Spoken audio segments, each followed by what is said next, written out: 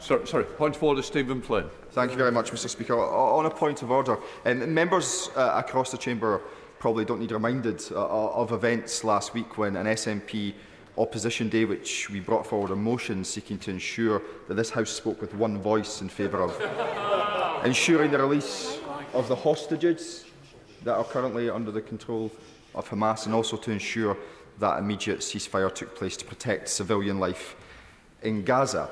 That SNP opposition day obviously turned into a Labour opposition day. In that regard, Mr Speaker, you apologised to the SNP, and indeed you apologised to this House. You said, "I made a mistake. We do make mistakes, and I own up to mine. We can have an SO24 to get an immediate debate because the debate is so important to the House." Those were your words, Mr Speaker.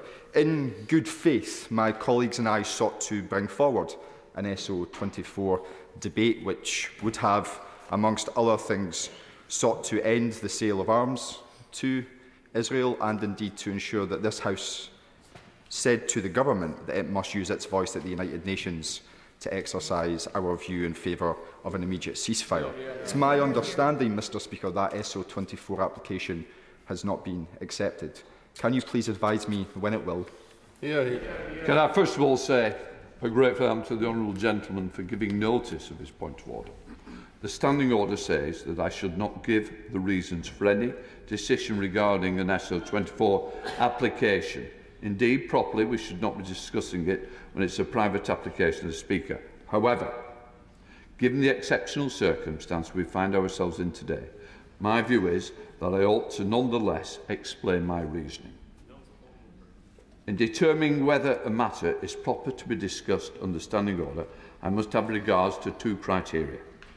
Firstly, the extent to which it concerns the administrative responsibilities of Ministers of the Crown or could come within the scope of the ministerial action. I am satisfied that that matter does not relate to the areas of ministerial responsibility and falls within the scope of the ministerial action.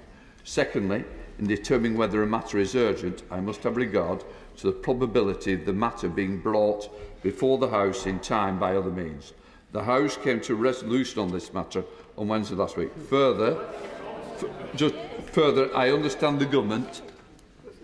I further understand the government is ready to make a relevant statement tomorrow, so there is a very imminent opportunity for this matter to come before.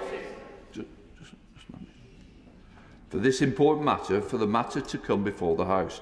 That is why I've decided the application for an emergency debate should not proceed. That decision, of course, does not mean that members cannot apply for a debate at a later stage when circumstances might have changed. Whilst the decision